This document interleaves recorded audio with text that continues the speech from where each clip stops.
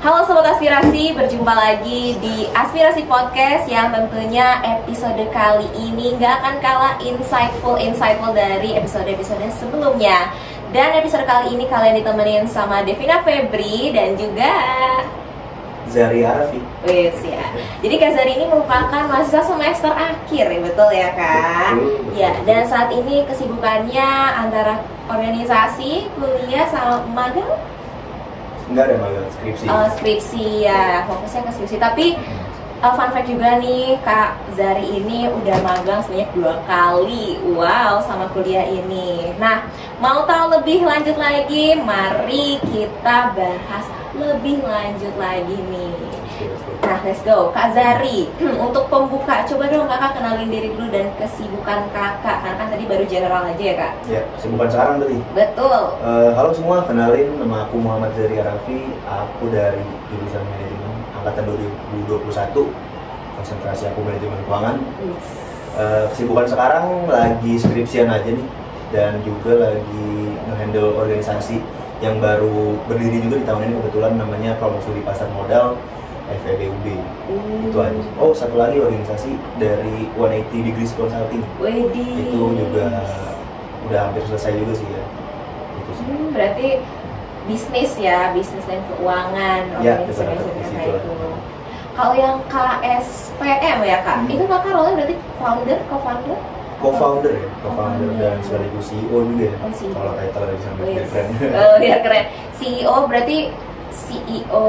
Oh, yang CEO-nya ya berarti bukan yang kayak Chief of Operation atau Bukan. Oh, bukan. Jadi kalau di kita ada CEO aku, wakilnya itu COO namanya. Oh, CEO. Chief Operating Officer. Dia yang menjalani daily basisnya, day to day. Ada CFO-nya juga, financial, ada administratifnya juga, sama ada produk. Jadi berlima timnya. Oh, berlima. Berarti kalau CEO itu ngapain Kak? Kalau CEO ngapain? Iya. Ini ngisi podcast. Oh, ngisi podcast. Enggak ya. Kita awalnya ya tentu bikin plan yang panjang dulu, kan fokusnya strategik ya. Fokus strategik, fokus pengembangan, planning, eksekusi, evaluasi di situ-situ. Kalau yang COO-nya tadi yang ngejalanin dari planning strategik tadi gimana caranya. Gitu. Jadi aku emang ya kerja sama kan sama wakil aku. Menarik. COO-nya. Iya Kak.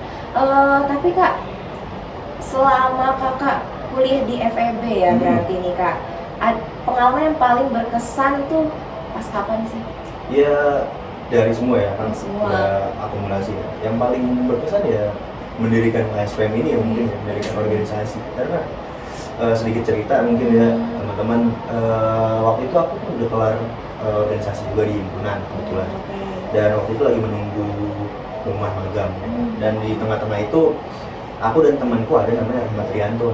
Kita juga dari awal semester awal-awal zaman maba kita udah temenan juga. Dan kita sama-sama tahu interest kita di bidang pasar modal gitu, di saham lah spesifiknya. Nah, kita sempat ngobrol di sana kenapa di UB itu nggak ada yang namanya KSPM. Karena KSPM ini suatu hal yang umum di kampus-kampus di Indonesia. Kampus lain ada ya? Betul, kayak di FEB-nya itu ada KSPM. Jadi emang untuk menaungi mahasiswa yang punya minat di pasar modal, dan itu emang kerjasama langsung dengan Bursa Efek Indonesia. Nah, kita bingung kenapa nggak ada. Sebenarnya ada dulu namanya gal investasinya ada lab investasinya ada di FEB. Nah, tapi udah kepengurusannya itu udah nonaktif gitu, udah nonaktif selama setahunan lah kira gitu. Dan kita mulai ngobrol, aku mulai ngobrol sama Rian, dan karena kita ada ketakutan juga nih magang nggak keterima, takut semester depan ngapain ya, cobalah kita iseng-iseng ngajak, kita ngechat ketua pengurus lab yang terakhir itu, emang siswanya, dan dia udah lulus kebetulan, udah kerja di Bursa Efek juga. Kita coba chat, ternyata dia sangat welcome, untuk pendirian ulang lagi lah, merebuild lagi untuk investasinya ini. Dan kalau bisa bahkan dia juga sepakat sama aku kalau bisa di rebranding menjadi KSPM pengurusnya. Nah dari situ aku sampai situ aja tuh ya kan, taunya sekarang kondisinya kayak gini. Kedepannya kita sama-sama nggak tahu sebenarnya bakal kayak gimana. Tapi yang uniknya ternyata dari FEB kan baru ngerenov juga nih investasinya, tuh baru jadi tuh ya kan ruangannya. Dan ternyata mereka lagi mencari kepengurusan mahasiswanya. Dan dia ngechat ketua yang tahun lalu dari jajaran dosennya. ngechat ketua tahun lalu, dan ketua tahun lalu kebetulan banget baru beberapa hari yang lalu kan aku chat. Jadi kayak emang ya ada rencana Tuhan juga mungkin. Kita nggak tahu soalnya kan yang aku lakukan cuma ngechat, dan kebetulan aja ternyata ketuanya juga dihubungi sama dosen, minta nama rekomendasi, dan ya, karena emang udah ada dialog sama aku sama ketuanya, dan mungkin juga ketua tahun lalu itu melihat sesuatu di aku mungkin yang bisa memegang lah ya, merebuild organisasi itu, dan akhirnya ya aku dicek juga langsung sama dosennya, langsung di approach. Dan akhirnya kebentuklah KSPM ini. Betul, langsung lah kita cari tim, kita langsung bikin grand design, eksekusi, dan ya sekarang udah 60 orang, udah lebih dari 1.500 followers yang nambah, udah lebih dari puluhan kegiatan yang kita jalanin loh. Itu berkesan banget gitu. Iya, karena kan build organisasi dari awal banget. Betul. Dari nol. Terus, oh iya Kak, tapi kan tadi Kakak mention juga tentang magang. Berarti pas Kakak magang, pas organisasi yang dibentuk, coba, itu Kak boleh diceritain nggak Kak? Waktu Kakak magang sama organisasi itu jalan barengan, itu gimana tuh cara? Bener-bener. Ini cukup tantangan juga ya. Cuma entah kenapa tuh aku saat itu pede banget. Jadi kayak nekat, campur pede. Karena aku tahu, aku udah berdua. Aku nggak sendiri, aku berdua sama teman aku yang tadi sama-sama punya interest yang sama, dan aku tahu punya banyak relasi, aku punya banyak networking dari proker atau organisasi di himpunan dulu sebelumnya. Aku mungkin kenal beberapa di manajemen, di ilmu ekonomi, di akuntansi aku kenal yang punya interest di pasar modal, dan plus punya pengalaman organisasi sebagai leader begitu. Karena aku mencari orang-orang yang berpengalaman biar nge-rebuild ini bukan suatu hal yang PR. Kalau kita mencari orang yang masih belajar akan terhambat dong perjalanan cepatnya, kan kita kan nge-sprint gitu ya, bukan maraton, kita sprint di awal itu, dan kita tahu semua kesibukan lagi saat itu lagi magang. Jadi gimana caranya ngebuat sistem dimana ya nomor satu tetap kuliah sama magang kalau di aku waktu itu prinsipnya. Jadi mau gimana pun ngebuat sistem yang tanpa menyampingkan magang, tapi bisa ngejalan juga organisasi ini gitu. Banyak dengan cara delegasi, dengan cara progress report, dengan cara banyak lah teknis lainnya yang kita mungkin baru ciptakan gitu ya, baru kita ciptakan. Kenapa? Karena tadi lagi tim-tim di belakang aku yang aku tarik untuk jadi pengurus intinya ini ya kebanyakan punya pengalaman di organisasi mahasiswa sebelumnya, ya kan, dan mereka punya evaluasi atau mungkin ya pemikiran yang mungkin menurut mereka jelek misalnya di organisasi sebelumnya, dan mereka pengen membuat sistem baru atau membuat inovasi gitu biar hal itu nggak terjadi lagi. Ya contohnya deh mungkin di organisasi ini di KSPM aku tuh sistemnya based on kontrak. Asosiasinya ada staffnya itu kontrak, jadi dan kontraknya itu cuma 6 bulan tapi bisa di extend jadi setahun. Karena yang kita lihat kenapa kita ada inovasi itu, kita melihat di organisasi sebelumnya di Ormawa lain-lainnya itu kebanyakan mahasiswa itu emang di akhir periode tuh udah mulai demo udah mulai hilang, udah lepas tanggung jawab gitu kan. Dan ya gimana caranya biar kita mau nyaring kan orang-orang yang di tengah jalan emang sudah remote, biarkan silakan keluar gitu ya kalau memang merasa udah cukup. Kita buat sistemnya aja sih gitu, secara formal, dan kita juga ada kontrak MOU, tanda tangan dan lain-lainnya. Begitu lah salah satu contoh perbaikan ya sistem barunya. Nih Kak Zari kan kalau dari aku lihat kayak benar-benar istilahnya tuh kayak sayang juga sama organisasi sekarang. Tapi tadi Kak Zari juga mention tentang waktu itu fokusnya kuliah sama magang. Betul. Nah kalau misalkan disuruh pilih mending-mendingan, Kakak tuh lebih mending bangun atau fokus di organisasi atau di magang? Oke, kalau aku personal ya, pertama disclaimer, aku melihatnya tuh kayak gini gitu. Mungkin bisa beda sama teman-teman yang lain ya. Aku melihatnya itu bukan pilih magang atau organisasi, tapi aku melihatnya belajar di organisasi, praktekin di magang, agar kalian bisa thriving atau mungkin bisa optimal di keduanya kayak gitu. Karena itu yang aku coba terapin dan itu menurut aku sangat berhasil gitu.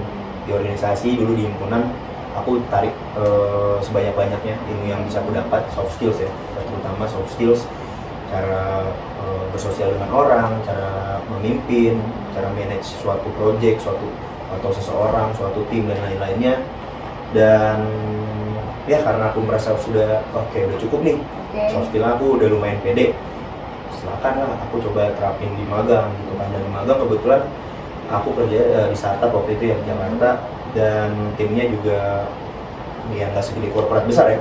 Jadi satu perusahaan tuh internnya aku kenal semua gitu, dan bahkan semua kenal aku, sampai aku ditunjuk jadi ketua angkatannya kayak gitu. Wah, adik ketua angkatan sih. Nah iya, padahal waktu itu aku nggak mau kan, padahal cuman karena ya gimana ya, aku juga di magang selengean dikit ya kan, suka bercanda ya, tapi bisa serius juga.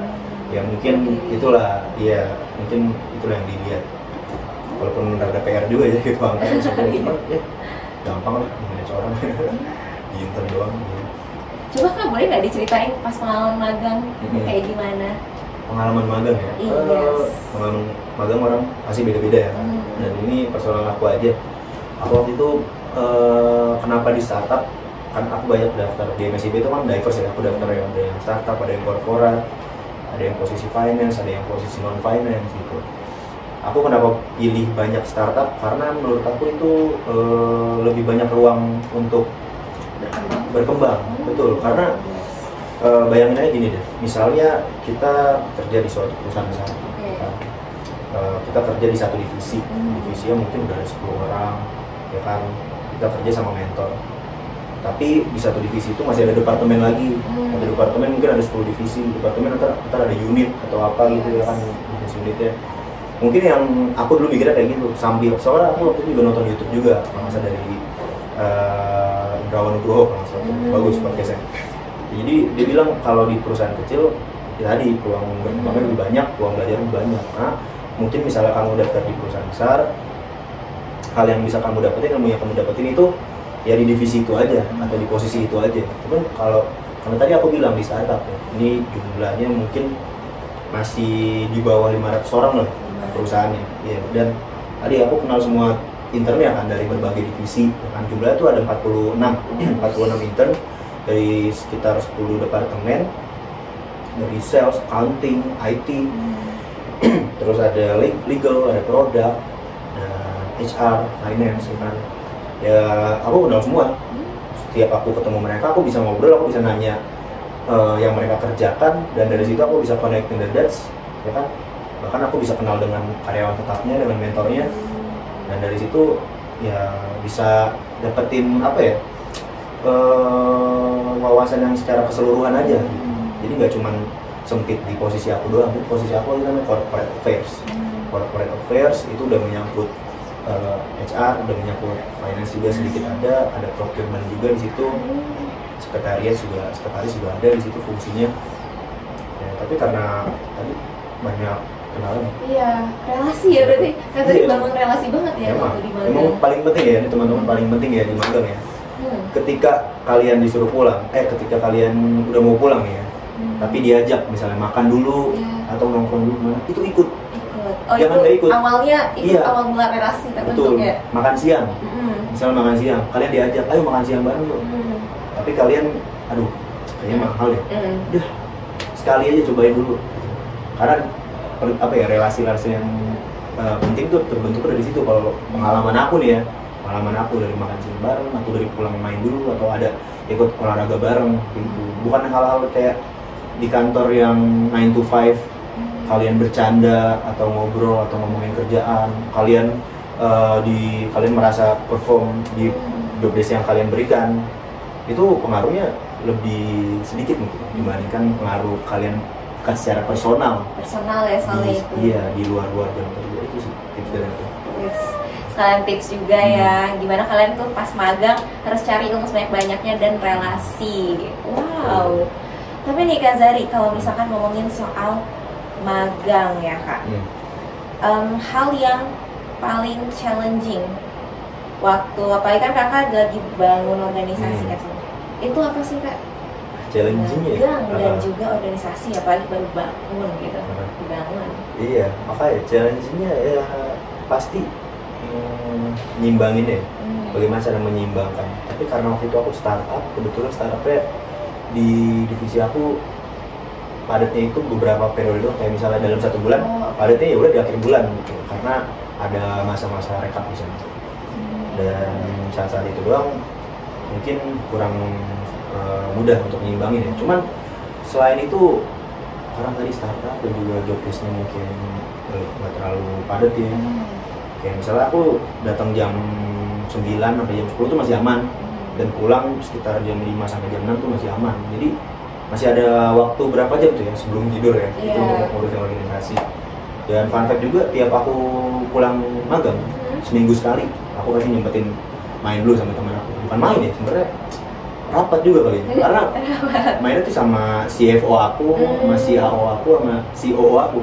Jadi kayak tim eksekutif yang tadi di KSPM, kita kebetulan sama kantornya dekat di daerah situ juga, di Jakarta. Sama di Jakarta iya, ya? Betul. Jadi tinggal agendanya ini ada after work tuh, ngomong kayak gitu, after work. Keren juga. Ya, kita nongkrong ya, kita ngobrol, bercanda-bercanda, tapi sekaligus melihat perkembangan nih, progres-progres dari masing-masing departemen di KSPM ini, atau mungkin project-project dari atasan, apakah udah semua, udah aman semua atau belum. Kalau misalnya belum, kita coba brainstorm solusinya di situ. Sekitar seminggu sekali lah udah gitu. Wah, keren juga. Tadi kakak ngomong ada project-project dari atasan, itu beneran dosen kan? Oh iya, benar. Karena kan emang KSPM posisinya kan bukan di bawah BEM ya kan saat ini, masih langsung di bawah fakultas. Jadi emang kadang ada aja apa ya, project kita minta dibantu, minta bantuan dari KSPM terkait mungkin kayak lomba riset investasi kayak gitu sih, atau kelas pasar modal kayak gitu sih. Berarti ini benar-benar bisa ngebangun relasi juga sama dosen-dosen. Oh iya benar, betul. Bisa inilah cari muka dikit, udah dapet lah image baiknya. Bisa. Jadi bantu di akademik juga nggak sih ya? Ya, kebetulan dosennya pada banyak kan beda departemen sama aku, jadi nggak ngaruh-ngaruh banget ya. Cuman ya asik sih, bisa kenal secara personal dengan dosen itu emang enak aja. Walaupun kita belum tahu mungkin manfaatnya sekarang, kita nggak tahu ke depannya. Iya benar-benar. Nah, sama mungkin challenging ini tadi, di perjalanan gitu ya. Di perjalanan komuter Oh, ya kan. Ya namanya perjalanan fisik ya kan, offline ya. Aku dapat jadwal tuh 4 kali WFO, 1 kali WFA. Jadi 4 kali offline lah. Dan ya itu butuh sekitar ya 1 jam lah dari rumah ke kantor. 1 jam tuh masih cepat sebenarnya dibandingkan dengan magang kedua aku tuh yang 1,5 jam tuh. Jadi gimana ya? Ya challenge-nya di situ ya mungkin pas magang. Tapi kalau yang KSPM challenge-nya nggak terlalu berasa, mungkin karena bareng-bareng aku. Teman-teman ya soalnya. Betul. Itu teman kakak main juga kah? Betul. Jadi ya gimana ya? Teman main aku banyak dulu dari himpunan juga ya. Iya. Emang kebanyakan emang pada bisa bekerja secara profesional dan punya interest sama di bidang pasar modal juga. Jadi kayak kecuali mungkin beberapa orang juga aku belum kenal sama sekali tuh. Cuman aku nanyain ke teman yang aku kenal, siapa teman kalian nih dari jurusan ini yang punya expertise di bidang pasar modal. Dan itu aku baru kenal, dan aku langsung tanya-tanyain interestnya, komitmennya, tanggung jawabnya, biar jadi tim aku di KSPM tuh. Terus sampai sekarang masih jadi teman gitu. Yes, keren ya. Di gimana Kak Zari sama teman-teman bangun bareng-bareng, terus jalan bareng-bareng. Betul. Nah, Kak, iya benar-benar. Nih, Kak Zari kan tadi kalau dari yang bisa aku simpulkan, Kak Zari ini bukan tim pro atau kontra terhadap magang ataupun organisasi, tapi jalan bersama-sama. Betul. Nah, Kak, aku pengen tahu lebih dalam lagi sebenarnya peran organisasi dan juga magang itu kaitannya kayak gimana sih, Kak? Peran untuk perkembangan diri kali ya, self development ya. Ya gini ya, mungkin kalau di organisasi yang aku lihat, aku dan teman-teman aku tuh masih lebih santai. Lebih strict, lebih less strict lah ya. Jadi nggak terlalu strict kalau di organisasi. Kita mungkin kerja sama teman-teman kita kenal secara personal. Misalnya kita mau hilang atau kita mau kurang tanggung jawab, ya mungkin sanksinya masih di beberapa organisasi masih ngambang gitu. Sanksinya apa sebenarnya kan? Nah, kalau di magang bedanya kan lebih strict loh. Ada aturan-aturan jelas. Kita kerja emang langsung dengan orang-orang dewasa nih kan, serius, profesional ya. Ya profesional benar. Jadi ada sanksinya di sana. Kita dituntut lebih bisa adapt, bisa lebih tanggung jawab sama komitmen gitu ya di permagangan. Jadi bedanya makanya tadi aku melihatnya itu organisasi dulu terus magang, karena untuk bisa adapt dan bisa optimize performance diri aku di permagangan dengan sistem yang kayak gitu, sistem kerja yang beneran kerja. Ya aku pengen latihan dulu lah gitu di organisasi, gimana cara aku bisa perform semaksimal mungkin di organisasi untuk menyiapkan aku nanti di magang, begitu. Oke. Kalau yang dari organisasi tadi nih Kak, gimana sih cara kita nge-shape biar dilirik pas magang? Karena kan Kakak bilang tadi menarik sebaik-baik di organisasi. Betul. Berarti beberapa peran juga atau posisi Kakak udah sempat nyobain kan? Nah gimana sih cara nge-shape-nya supaya kita masuk magang yang emang posisinya juga kita pengen atau yang relate lah sebenarnya? Oke. Ya pertama kalau misalnya di MBKM atau MSIB ya konteksnya, mungkin magang mandiri kan ada kualifikasinya, ada job desk-nya. Itu bisa dilihat dulu apakah align dengan apa yang kita interest. Dan dari nama-nama itu biasanya kita juga udah bisa research di Google, bisa kita cari job desk di pekerjaan ini apa sih, kayak misalnya employer branding kalau di HR, kalau mungkin portfolio management kalau di finance itu sebenarnya apa dan ngapain, itu bisa kita riset dulu. Dan kedua, setelah kita emang udah tertarik, oke ini tertarik nih, berarti kan kita tinggal daftar nih. Daftar kan modelnya ada CV, suatu kertas yang menggambarkan diri kalian siapa, diri kalian pernah apa, ya kan dari kalian bisa apa. Nah di situ cara kita nge-align-nya antara job desk dan definisi dari pekerjaan lowongan tadi sama CV kita, itu yang harus di-align kan. Gimana caranya? Mungkin kalian ada pengalaman di organisasi sebelumnya atau di kepanitiaan sebelumnya, tetapi mungkin memang secara fungsi, misalnya aku pengen daftar posisi finance ya, cuman secara fungsi aku di broker dulu misalnya bukan finance misalnya, tapi lebih ke acara atau mungkin marketing, sponsor, kayak gitu-gitu. Ya gimana cara aku membangun bullet point yang ada di CV aku ini, poin-poinnya harus bersinggungan dengan keuangannya. Betul, jadi kalau acara kayak misalnya mengoptimize anggaran, ya kan, efisiensi biaya, atau mungkin kalau sponsor mendapatkan funding berapa besar, partnership dengan berapa partner, ya kan, berapa lembaga atau institusi. Jadi ya gimana cara kalian membuat poin-poin yang ada di CV tadi biar align dengan job desk dan kualifikasi yang ada gitu. Wow, keren. Berarti setelah kita nyusun persiapan magangnya lah, nah tapi cara cari magangnya itu gimana Kak? Cara carinya ya? Iya. Kalau sekarang kan di zaman ya setelah pandemi ini kan udah lumayan enak tuh, ada MBKM ya kan, MSIB itu biasa, dan dari UB juga apalagi FEB udah sangat sangat memfasilitasi kan terkait MBKM ini, ada sosialisasinya, ada kemudahan juga dalam konversi gitu ya kalau yang MBKM, MSIB. Dari situ kalau udah bisa dapat banyak banget info ya kan, dapat banyak banget lowongan, dan kalian bisa pilih-pilih dari situ. Tapi misalnya belum cukup, ada banyak lagi gitu. Kayak misalnya kalian bisa lihat Magenta itu website magang BUMN. Aku dapat magang kedua aku dari situ, magang generasi bertalenta. Dan selain itu bisa lihat-lihat job portal lainnya ya, kayak LinkedIn, Glints, Jobstreet, Deals dan lain-lain, itu bisa dilihat. Dan selain itu juga IG juga temen cari kerja banget ya. Ada banyak banget akun-akun magang, akun info magang, info kerja, lowongan dan lain-lain, itu banyak banget dari IG juga. Ya, dan selain itu mungkin cara paling oke-nya juga selain itu approach secara mandiri.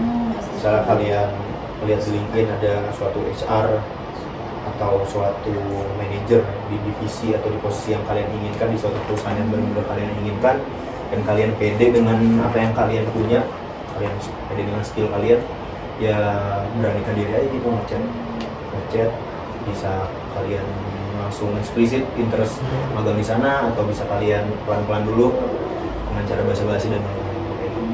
Berarti dari ini ya, dari kita pede dulu. Betul. bangun apa ya, kayak personal branding kita dulu, itu. pede, terus pintar-pintar kita nyari informasi juga ya Kak. Oke, wow. Kak, kakak kan banyak banget nih kegiatannya. Cara kakak ngatur, terutama nih buat semester akhir lagi skripsi, itu biasa ngatur waktunya Kak? ini hal yang nggak aku sarankan ketika masih di awal-awal tahun kali ya. Ikut ada magang, waktu itu aku dalam satu waktu tuh aku magang 2 organisasi campur handle awalan skripsi itu awal-awalan. Jadi kayak ini nggak aku rekomendasikan gitu. Kenapa? Karena ketika di semester aku ini enaknya adalah di organisasi aku memang di fungsi yang top manajemennya. Top manajemen berarti nggak melaksanakan hal-hal teknis, ya kan, tinggal controlling, ya kan, memastikan pencapaian target, milestone, KPI dan lain-lainnya, ya kan, kelancar dan masalah cuma tinggal problem solving masalah-masalah aja gitu. Dan di 2 organisasi aku berperan sebagai itu, ya kan, top manajemen atau middle manajemen. Jadi nggak ada ngerjain teknis. Dan kalau di magang waktu itu mungkin ya gimana ya, manage-nya udah, aku udah manage pagi sampai sore tuh udah itu aja, nggak usah digabungin sama yang lain-lain. Yang lain-lain biar malam aja. Fokus gitu ya Kak, berarti di satu waktu itu. Betul. Dan kalau misalnya kita perbandingkan dengan mungkin mahasiswa semester 1 sampai 4 mungkin ya, yang mungkin bisa levelnya masih staff atau associate atau ya kayak pokoknya masih yang melaksanakan secara teknis pekerjaan, itu akan sulit sih membagi waktu 2 organisasi campur mungkin magang. Bisa, cuman apakah optimal gitu di masing-masing peran? Kan? Apakah kalian disenangi oleh partner kalian? Iya benar. Apakah kalian bisa diandalkan di masing-masing peran itu sih. Jadi karena aku dari kebetulan udah level top manajemen, kan di magang juga udah ada waktu jelasnya, dan di perkuliahan udah gak ada matkul, tinggal skripsi, fleksibel dong. Itu sih kenapa bisa ngatur waktu ya. Berarti sebenarnya untuk magang dan organisasi itu ada waktunya masing-masing ya Kak? Ya benar. Jadi mungkin kalau di awal-awal yang tadi Kak Zari bilang buat bangun skill kita yang awal itu bisa di organisasi, yaitu mungkin pas awal-awal kita di mahasiswa. Terus kalau emang kita udah bukan cukup ya, kita udah ngerasa ilmu kita udah saatnya dipraktekkan nih di dunia kerja, barulah kita mulai bisa fokus ke magang. Gitu ya. Wow. Walaupun nggak ada salahnya juga ya kalau misalnya kalian pengen langsung terjun di magang, pengen langsung learning by doing juga silakan. Ini kan preferensi aku kan. Preferensi Kak Zari. Kakak tuh apa sih yang memotivasi Kak Zari ya buat terus ya udah gini, kayak bangun organisasi tetap jalan, magang juga tetap jalan, temenan atau bangun relasi juga tetap jalan, itu kayak gimana sih Kak? Motivasinya apa itu? Aku ngeliat gini ya, aku udah punya privilege yang sangat bagus, sangat besar untuk bisa berkuliah aja. Untuk bisa berkuliah, apalagi bisa merantau juga ya, karena menurut aku merantau itu hal yang privilege juga gitu, karena kalian bisa mulai start lebih awal gitu, untuk menghandle hidup kalian sendiri. Dan kalau misalnya aku nggak memanfaatkan privilege tadi dengan semaksimal mungkin, aku ngerasa kurang tenang aja gitu. Apakah nanti di masa depan ini hal yang udah aku lakukan apakah akan worth it? Dengan sudah melakukan segala hal selama perkuliahan aja kayak tadi organisasi dan lain-lainnya, aku masih ada rasa kekhawatiran itu. Apakah ini akan bisa setimpal? Apakah ini akan terbayarkan di masa depan? Gitu. Apalagi aku nggak ngelakuinnya. Jadi itu motivasi yang ada rasa takut juga di sana, ada rasa ingin mencapai suatu target juga yang kaya misalnya. Amin. Iya, kayak gitu. Oke, jadi motivasinya emang sebenarnya dari diri sendiri juga ya Kak. Gimana Kakak tuh memanfaatkan? Iya silakan Kak.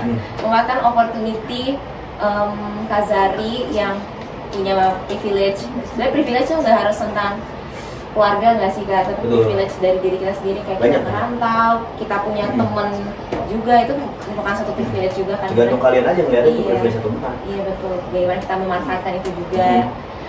Sama ini nih Kak, aku mau tahu dong, ada nggak sih saran dari Kak Zari buat teman-teman yang mungkin masih bingung mending pilih organisasi atau magang, karena gini Kak, isu belakangan ini banyak konten creator tuh yang ngomong kalau misalkan mau organisasi itu nggak penting, magang yang penting, jadi kalian fokus aja ke magang. Padahal dia masih kayak yang target audiensnya itu kayak masih maba-maba gitu. Sedangkan ya seperti yang obrolan kita tadi, sebenarnya ya kalau magang, kalau tiba-tiba magang, apakah ilmunya sudah cukup gitu nggak sih Kak? Nah, menurut Kak Zari ada nggak sih saran atau mungkin pendapat Kak Zari sendiri tentang isu ini? Oke, jadi emang ini mulai rame ya kontennya ini pas aku semester 2 lah ya, apa aku semester 3 gitu, dan kebetulan saat itu aku udah kecemplung di organisasi, dan memang saat aku mulai nonton video itu juga lumayan membuat aku rating lagi ya tentang pilihan aku nih, apakah benar ya, apakah aku salah nih kayak gini, kenapa aku di organisasi ya, kenapa mau magang ya, gitu. Gak ada salahnya mikir kayak gitu sebenarnya, karena itu kan suatu perspektif ya kan, perspektif A. Tapi seiring berjalannya waktu, ketika aku juga udah jalan dulu organisasi ini dan udah sampai di titik ini, aku dapat perspektif B. Perspektif B ini dimana ya ketika aku waktu itu daftar MSIB, MKM atau program magang mandiri Magenta, di sana emang kelihatan yang paling jelas ada 3 seleksi misalnya. CV, online test, interview. Untuk bisa ikut online test dan ikut interview, CV-nya harus lolos. Nah, kebetulan berdasarkan pengalaman aku, yang banyak ikut organisasi atau panitiaan itu belum tentu lolos. Apalagi yang enggak, kayak gitu. Banyak kan yang lolos adalah mereka-mereka yang memang ada pengalaman organisasi gitu, minimal 1 lah, atau kepanitiaan, dan mereka bisa menjual pengalaman keorganisasi dan panitiaan tadi di CV-nya gitu, translate pengalaman itu. Jadi aku turut senang ya kalau misalnya ada program dari BEM kita, kan BEM kita ada di ketika ospek ada latihan kepemimpinan manajemen mahasiswa tuh, KMM. Aku senang gitu kalau misalnya diundang jadi pemateri KMM, juga pasti ngomongin betapa pentingnya ya organisasi untuk membangun diri sendiri gitu. Karena sayang aja kalau misalnya nggak dimaksimalin gitu.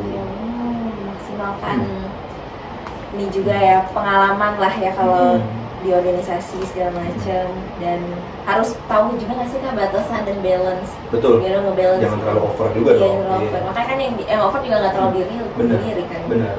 Aku selalu megang prinsip quality over quantity ya. Makanya waktu itu selama semester 1 sampai semester 5 aku udah ikut cuma 1 organisasi doang. Aku nggak ikut sambil magang, aku nggak ikut sambil part time, aku nggak sambil organisasi lainnya, dan proker pun juga aku sangat batasi gitu, hanya beberapa doang yang mau aku ikuti.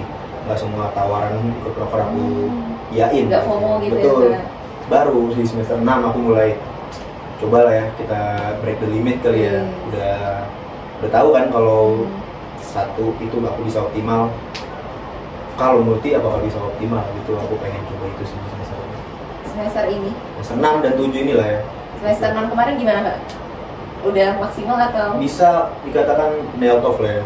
Oke. Nail it ya. Bisa. Wow. Oke Kak, Kak Zari ada pesan nggak buat sobat aspirasi nih yang masih sampai sekarang memperdebatkan tadi nih isu yang tadi nih? Oh iya, belum terjawab. Iya, belum terjawab. Kalian pesan aja nih buat teman-teman sobat aspirasi. Ya, pada nyatanya di lapangan, di realitanya, ya ketika kalian mendaftar organisasi, ketika mendaftar magang atau kerjaan, di sana ada poin yang jelas banget gitu. Kalian bisa cari sendiri aja dari sekarang. Poinnya adalah memiliki pengalaman organisasi. At least tulisannya lebih diutamakan yang memiliki pengalaman organisasi, atau bahkan pengalaman kepemimpinan itu lebih tinggi lagi dong. Nah itu, jadi ya nyatanya kayak gitu. Kenapa kalian masih mendengarkan content creator yang belum ada buktinya gitu? Ini buktinya di lapangan, buktinya kualifikasi kayak gitu. Dibalikin lagi ke diri masing-masing, ya nggak sih Kak? Tahu batasan juga, lagi batasan lagi nggak sih Kak? Oke Kak, closing statement buat closing statement ya. Closing statement dari aku sama seperti yang aku bilangin ke teman-teman aku atau mungkin beberapa mahasiswa semester awal-awal di perkuliahan ini. Ada 4 tahun ya kan,